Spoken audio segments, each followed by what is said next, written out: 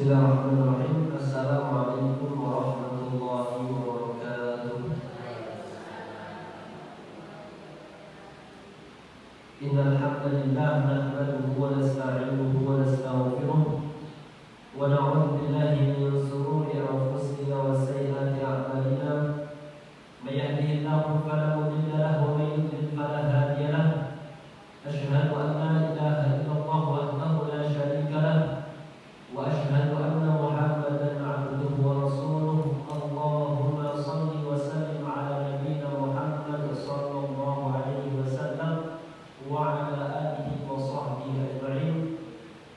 Qala Allah ta'ala fil Qur'anil Karim wa ja'alna lakum fiha ma'ayish qalilan ma tashkurun. Amma ba'd. Jamaah pengajian yang dimuliakan Allah Subhanahu wa taala, tidak bosan-bosan kita bersyukur kepada Allah Subhanahu wa taala atas banyak nikmat yang Allah Subhanahu wa taala berikan kepada kita.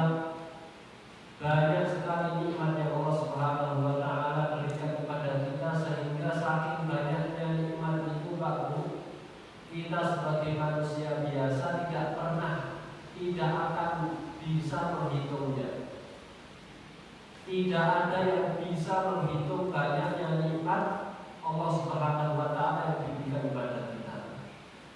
Bahkan kalau misalkan Pak, semua air di dunia ini, di lautan, di danau, di waduk, kolam itu dijadikan tinta. Ranting-ranting pohon dijadikan novel pensil. Kemudian semua daun-daun di muka bumi ini dijadikan kertasnya untuk menghitung atau mencatat nikmat Allah niku belum cukup atau tidak bisa. Masya Allah. Maka kita sebagai manusia itu harus bersyukur diparingi nikmat apapun itu. Sehat, alhamdulillah. Rezeki, alhamdulillah, kita syukuri. Dan nikmat yang paling besar yang diberikan kepada kita itu adalah nikmat Islam, nikmat hidayah Islam. Nikmat hidayah Islam yang murni pemberian Allah Subhanahu wa taala, tidak ada campur tangan manusia sedikit pun. Allah Subhanahu wa taala berfirman, innaka la tahdi man ahbabta walakin Allah yahdi man yasha. Sesungguhnya engkau tidak bisa memberi nikmat kepada siapa yang kamu cintai. Ibu tidak bisa memberi hidayah kepada anaknya. Anak tidak bisa memberi hidayah kepada orang tuanya. Maka nikmat hidayah Islam itu menjadi nikmat yang paling mahal harganya, karena itu murni dari Allah Subhanahu wa taala. Kita tidak bisa memberi nikmat hidayah kepada anak kita, tidak bisa memberi hidayah kepada orang tua kita, karena itu murni pemberian Allah Subhanahu wa taala. Bapak Ibu jamaah yang dimuliakan Allah Subhanahu wa taala, siang hari ini kita membahas tentang kitab Mukhtasar Minhajul Qasidin, kitab Adabul Kasbi wal Ma'ash, kitab adab-adab tentang al-kasbi wal ma'ash, mencari rezeki dan penghidupan. I'lam anna Allah Subhanahu wa ta'ala bila fi hikmatihi ja'ala dunya dara tasabbubin wa iktisab. Perlu kita ketahui, Bu, Allah Subhanahu wa ta'ala itu menciptakan dunia dara tasabbubin wa iktisab untuk kita mencari penghidupan maupun untuk berusaha. Jadi hidup di dunia itu untuk berusaha, untuk bekerja. Apapun pekerjaan yang dilakukan. Taratan lil ma'ashi wa taratan lil ma'adi. Terkadang usaha kita bekerja nyambut damel niku terkadang untuk urusan lil ma'ashi, kehidupan, supaya bisa nopo hidup, untuk makan, minum dan lain sebagainya. Wa taratan lil ma'ad, dan terkadang kita usaha, kita bekerja itu untuk lil ma'adi, persiapan untuk nopo akhirat. Faslun fi fadlil kasbi wal hadli alaihi. Masuk ke pembahasan tentang keutamaan mencari nafkah dan anjuran untuk bekerja. Allah Subhanahu wa taala berfirman di dalam Al-Qur'an, wa ja'alna an-nahara ma'asya, dan kami jadikan siang untuk ma'asya, mencari penghidupan, mencari nopo rezeki. Maka aslinya Bu, kerja itu aslinya siang nopo malam? Siang. Siang itu dihukumnya untuk nopo bekerja di sawah, nopo tenun di pabrik, nopo ten warung, nopo kuning. Maka aslinya itu siang itu nopo waktunya untuk bekerja, dan malam itu waktunya untuk tidur, istirahat. Wajah an-laila libasa, dan kami jadikan malam itu untuk libasa, tempat nopo pakaian kalian, dalam arti nopo untuk istirahat. Jadi aslinya waktu siang itu untuk kerja, malam untuk istirahat di rumah. Bukan kebalikannya, siang untuk tidur, pagi tidur, malam ya untuk kerja. Itu kebalik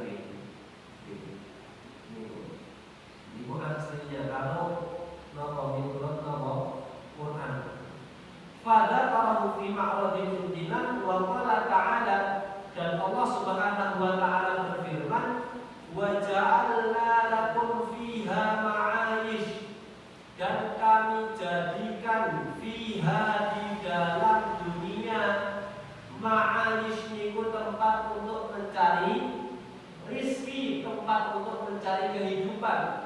Maka ini dalil anjuran untuk kita bekerja. Jadi kita itu nopo dianjurkan untuk nopo mencari nopo penghasilan kehidupan atau penghasilan yang halal. Kemudian dalam ayat yang lain Allah Subhanahu wa taala juga berfirman, laisa 'alaikum junahun an tabtaghu fadlan min rabbikum.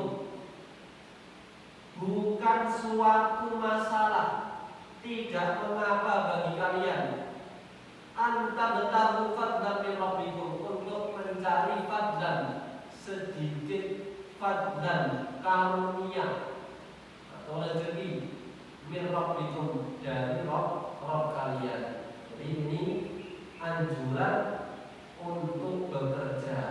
Bekerja itu ternyata juga nopo ada perintah dari Al-Quran untuk kita bekerja mencari rezeki yang halal. Jadi jangan sampai kita itu nganggur waktu, duduk di pinggir jalan, nopo duduk di depan TV hari-hari, nganggur, tidak bekerja, tidak nopo jalan. Ini sangat bertentangan dengan syariat Islam. Islam itu memerintahkan kita untuk bergerak, kerja. Pokoknya gerak dulu kamu. Nopo, baik itu menghasilkan atau tidak, itu urusan nopo. Nomor 2, yang penting kita tidak duduk-duduk, tidak tidur depan TV, nonton sinetron, nopo bal-balan. Saat ini Piala Dunia nih, Jepang melawan Undi Pak, Tunisia 4-0 nih. Boleh, tapi jangan dijadikan rutinitas harian, karena Islam, syariat Islam sangat menganjurkan kita untuk beraktivitas atau bekerja. Jadi kalau kita nganggur, kerjanya cuma nopo, berangkat ke masjid ibadah, kemudian pulang ke rumah tidur ibadah tidur ke masjid, pulang pergi masjid, itu aslinya tidak sesuai dengan syariat Islam. Islam itu menyuruh kita untuk beribadah, sholat lima waktu, juga memerintahkan kita untuk bekerja mencari rezeki yang halal. Jadi syariat Islam, Al-Quran, hadis itu bukan sekedar ibadah nopo sholat saja, tapi juga bekerja itu juga ibadah. Nanti kita baca hadisnya. Wa fil hadits anna Nabi sallallahu alaihi wasallam qala, dan di dalam hadis Nabi Muhammad sallallahu alaihi wasallam bersabda, talabul halal jihadun, mencari rezeki yang halal, mencari nafkah yang halal itu jihadun, termasuk jihad, berjuang di jalan Allah Subhanahu wa taala. Jadi kita bekerja setiap hari ibu bersawah, nopo masak, nopo warung, atau nopo pekerjaan yang lainnya, atau nopo karyawan pabrik. Kalau kita tahu hadisnya, ternyata aktivitas sehari-hari kita itu ternyata adalah ibadah. Ternyata nopo jihad itu berjuang. Maka bekerja atau mencari rezeki itu termasuk jihad fisabilillah. Maka semangat Pak Bu bekerja, nomor apapun itu, selama pekerjaan itu halal, kita niatkan mencari rezeki untuk menafkahi anak-anak kita di rumah, atau untuk menafkahi istri kita di rumah. Maka insya Allah selain mendapatkan gaji setiap bulan atau setiap hari, kita juga mendapatkan pahala setara jihad fisabilillah. Masya Allah. Kemudian di dalam hadis yang lain Rasulullah SAW bersabda, wa innallaha la yuhibbul 'abdal muhtarif. Sesungguhnya Allah Subhanahu wa taala itu senang, mencintai seorang hamba al-muhtarif yang bekerja keras. Orang itu semangat kerja, tidak nopo males, tidak nopo loyo. Tapi Allah Subhanahu wa taala itu senang hambanya yang semangat kerja. Jadi tidak nganggur. Pekerjaan apapun itu, nyapu di rumah, atau buat kerajinan tangan di rumah, atau masak kemudian dijual, dititipkan di warung, itu Allah Subhanahu wa taala sangat mencintai orang yang bekerja keras. Hadisnya dari Imam Bukhari. Wa fi afradil Bukhari anna Nabiy sallallahu alaihi wasallam qala ma akala ahadun ta'aman qattun khairan min an ya'kula min 'amaliyatihi. Dalam hadis Bukhari bahwasanya Nabi Muhammad sallallahu alaihi wasallam bersabda, ma akala ahadun ta'aman qattun, tidak ada makanan yang lebih baik min amaliyatihi yang dimakan kecuali dari hasil tangannya. Maka pekerjaan yang paling baik itu, atau makanan yang paling baik itu, makanan yang dihasilkan dari keringat kita sendiri.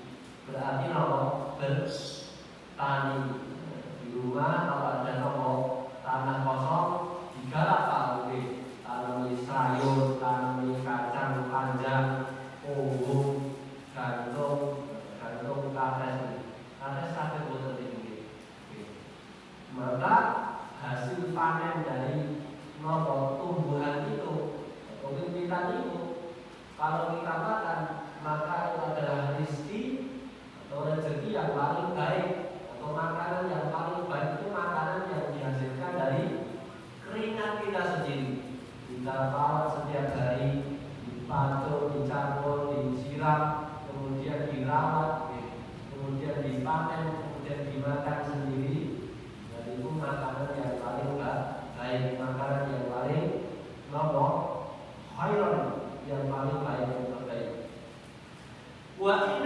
Nabi Allah Daud kana ya'kulu min amali yadihi.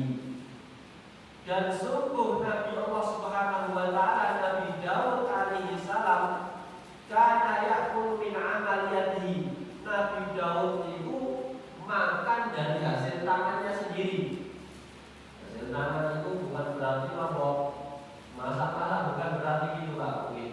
Tapi Nabi Daud itu pekerjaannya itu pengrajin baju besi untuk perang. Jadi pengrajin dari kerajinan tangan.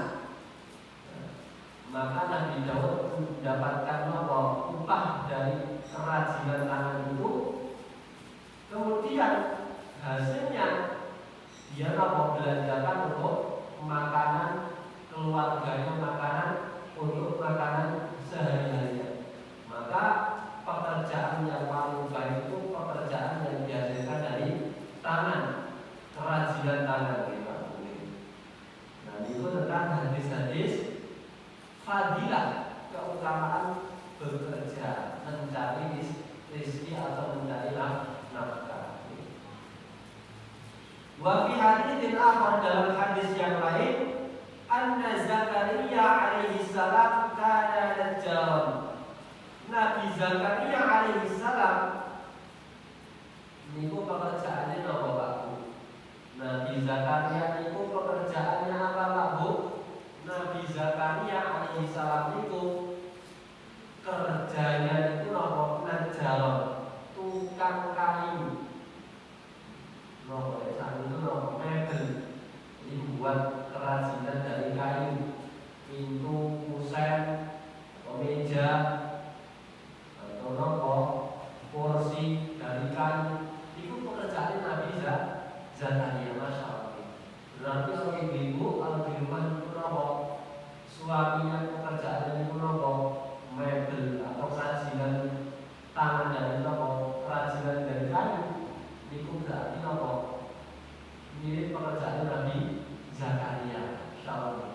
Nabi Zakaria itu nopo pengusaha mebel kayu, insyaallah. Qala Ibnu Abbas radhiyallahu ta'ala anhuma, kana Adam alaihi salam harratan. Ibnu Abbas radhiyallahu ta'ala anhuma mengatakan, kana Adam alaihi salam, Nabi Adam alaihi salam. Nabi Adam itu sinten tahu? Nabi Adam, nenek moyang kita lalu. Orang yang pertama kali diturunkan di bumi, itu Nabi Adam. Nabi pertama yang diutus oleh Allah Subhanahu wa taala ke bumi. Niku nggih nyambut damel, boten nganggur. Nabi Adam itu bekerja tidak nganggur, tidak duduk-duduk nonton TV. Lah pekerjaannya Nabi Adam alaihi salam itu apa Bu? Ada yang tahu Pak Bu? Yang tahu hadiah. Hadiahnya kok haji pun balik ke kamu. Mohon salah oleh haji nama dereng Bu. Dereng. Lah Nabi Adam alaihi salam itu bekerja. Pekerjaan Nabi Adam alaihi salam itu harratan, tani Pak Bu. Nabi Adam alaihi salam itu bekerjanya apa? Tani, nandur apa ini? Nandur. Kata pekerjaan nopo bertani itu pekerjaan para nabi. Tani itu pekerjaan para nabi. Maka lalu gajah sawah atau tegal ditanduri. Boh panen kakak nopo seperti dinikmati itu pekerjaan para nabi itu tani. Nek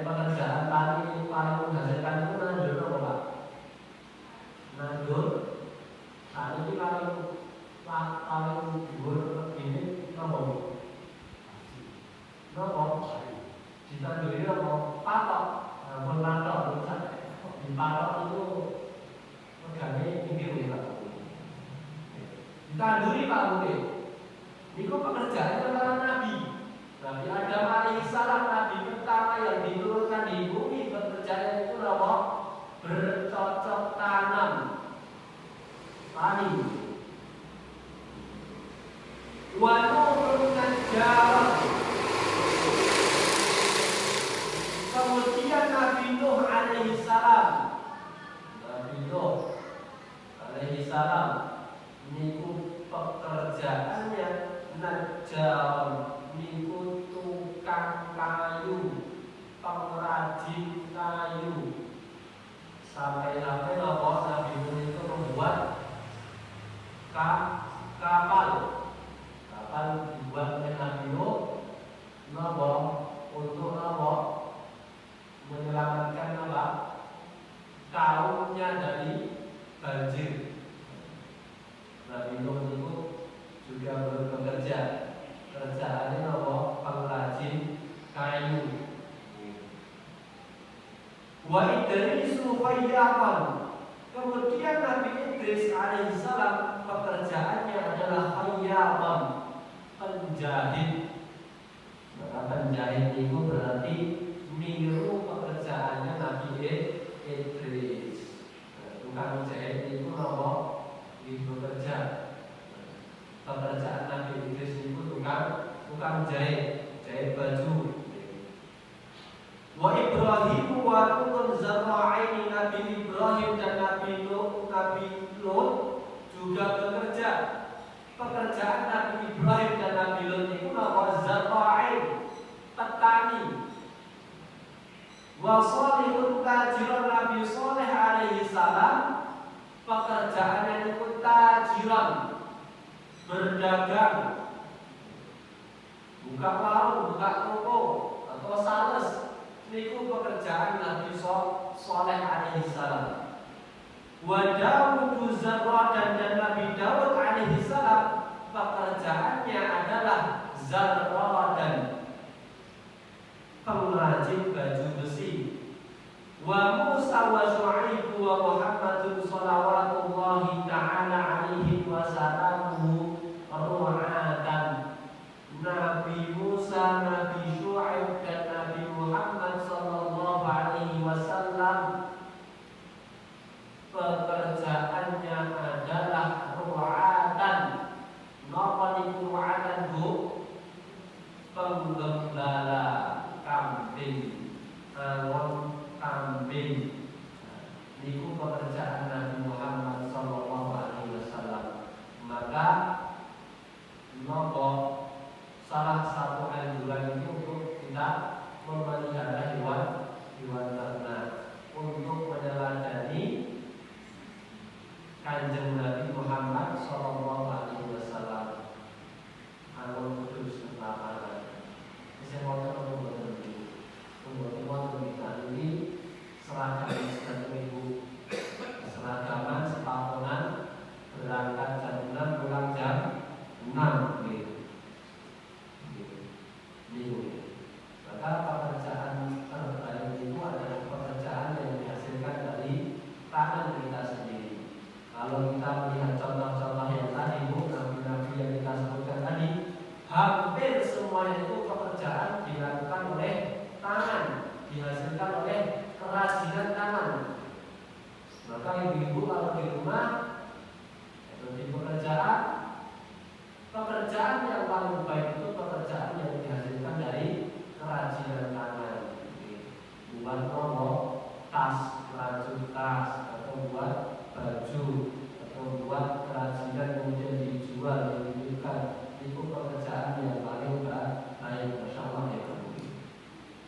Bapak Ibu jamaah yang dimuliakan Allah Subhanahu wa Ta'ala, itu tadi hadis-hadis, kemudian dalil-dalil yang menjelaskan tentang keutamaan bekerja.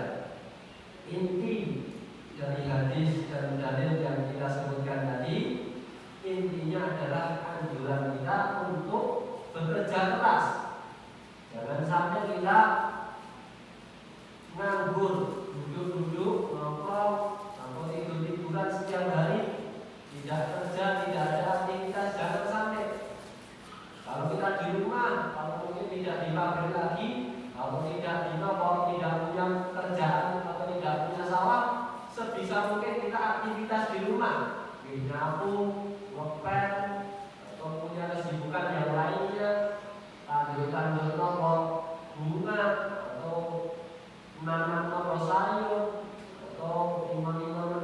atau kambing atau sapi atau ayam.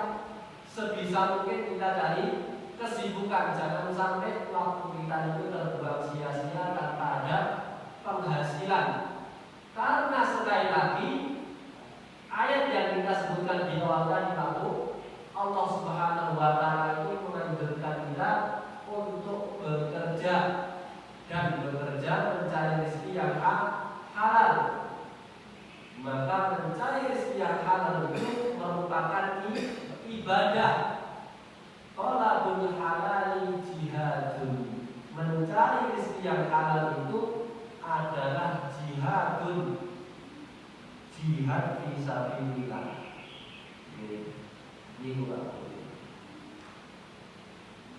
Kemudian suatu ketika Luqmanul Hakim niku memberi nasihat kepada anaknya. Ya bunayya ista'in bil kasbil halal. Anakku, carilah pekerjaan yang halal. Fa innahu aftaqara ahadun qattun illa asabahu salatu hisal. Karena kalau kamu tidak mencari rezeki yang halal, kemudian nganggur, kemudian jatuh miskin, asabahu salatu hisal, pasti kamu mendapatkan 3 akibat. Kalau kamu itu tidak mencari rezeki yang halal, kalau kamu itu tidak kerja, nganggur, itu akan ada 3 akibatnya anakku. Yang pertama apa kata Luqmanul Hakim? Riqatun fi dinihi. Tipis agamanya. Orang itu kalau nganggur agamanya menjadi tipis, gampang terbawa arus. Wa dha'ifun fi 'aqlihi. Kemudian kalau kamu tidak bekerja, akalmu akan menjadi lemah. Wa dihabu muru'atuhu. Kemudian yang ketiga yang dikatakan oleh Luqmanul Hakim, kalau kamu tidak mencari rezeki, kalau kamu tidak kerja, dihabu muru'atihi, harga dirimu akan hilang. Orang nganggur itu harga dirinya hilang kamu. Maka sebisa mungkin kita cari kesibukan. Cari nomor kesibukan, jangan sampai kita duduk-duduk di rumah, duduk-duduk di pinggir jalan, duduk-duduk di depan TV, tidak ada kegiatan. Jangan sampai di rumah kita nyapu, ngepel, masak-masak atau bersihkan apapun itu, kita cari kesibukan. Jangan sampai kita duduk-duduk, tidur, bangun, tidur, makan, bangun, tidur, makan. Jangan sampai. Seorang muslim itu harus memiliki kesibukan yang kesibukan. Jangan sampai kita nganggur kita. Nah, itu nasihat Luqmanul Hakim kepada anaknya. Kalau kamu tidak berusaha mencari rezeki yang halal, maka kamu akan mendapatkan 3 akibatnya. Pertama, riqatun fi dini. Agamanya akan menjadi tipis. Wa dha'ifun fi 'aqlihi, akalnya melemah. Wa dihabu muru'atihi, dan hilang harga dirinya. Wa a'dhamu min hadhihi al-khisali istighfafun nasibi. Dan akibat yang paling besar kalau kita tidak berusaha mencari rezeki yang halal, istighfafun nasibihi, itu akibat yang paling besar, dampak yang paling besar itu istighfafun nasibihi.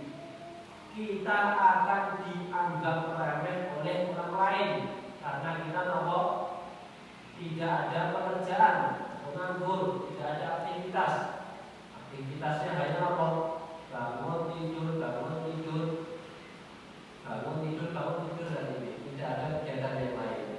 Maka orang akan melihat kita itu remeh. Si fulan itu nganggur, tidak ada aktivitas gitu. Padahal punya lahan, punya sawah, punya digarap, punya pekerjaan yang tidak dikerjakan. Terlalu nyaman dengan tempat tidurnya. Jangan sampai seperti itu.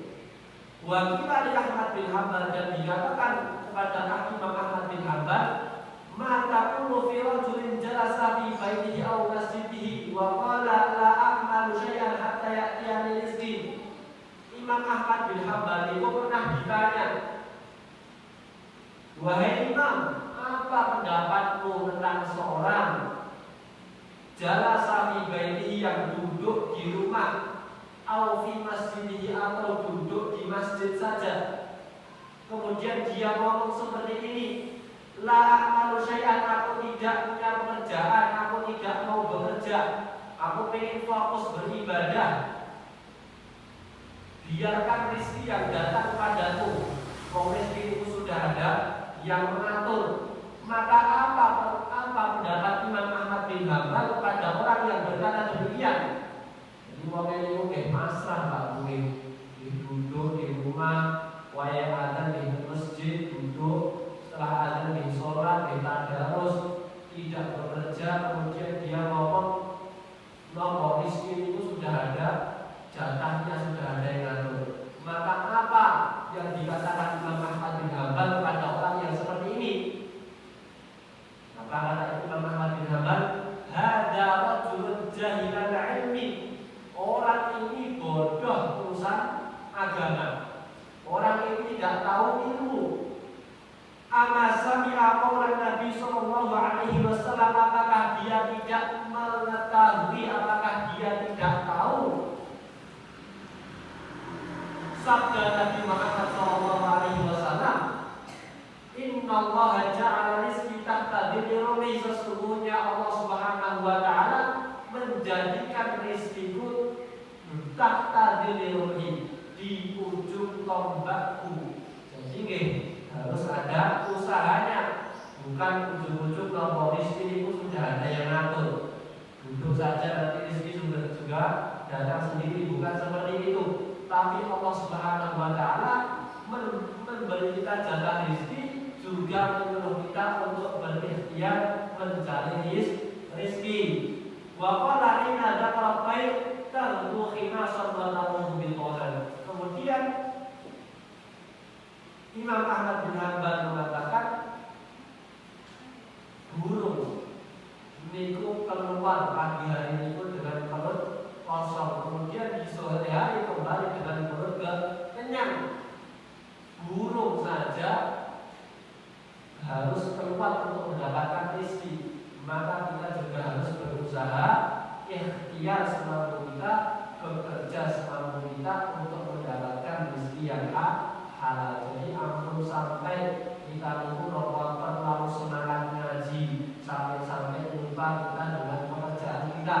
Jangan sampai kita terlalu semangat ibadah, sholat 5 waktu, qiyamul lail tidak pernah kita tinggalkan, puasa sunnah tidak pernah bolong, Senin Kamis ayam lebih di poso, tapi tidak bekerja.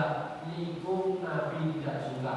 Nabi itu sholat 5 waktu tidak pernah meninggalkan, sholat sunnah juga dikerjakan, puasa sunnah juga dikerjakan, tapi juga mengerjakan atau mencari rezeki yang halal. Kalau kita ingin mencontohkan Nabi, semangat beribadah juga semangat bekerja, semangat beribadah juga semangat mencari nafkah. Maka Bapak Ibu, pengajian pada malam hari ini ringkasnya, kesimpulannya, kalau kita masih diberi kesempatan untuk beraktivitas agar kita sehat, sebisa mungkin kita cari kesibukan. Jangan sampai kita itu nganggur, duduk-duduk di rumah, duduk-duduk di masjid, duduk-duduk nongkrong di pinggir jalan, tidak kerja. Sebisa mungkin kita cari aktivitas, baik aktivitas itu menghasilkan uang maupun tidak, tapi kita sudah bekerja keras, nyambung, nandun. Kalau kita mencontoh pekerjaan para nabi itu, pekerjaan yang dihasilkan dari kerajinan tangan, jahit, atau kerajin buat tas, atau kerajinan apapun itu, kerajinan tembaga, kerajinan apapun itu. Maka jangan sampai waktu kita terlewat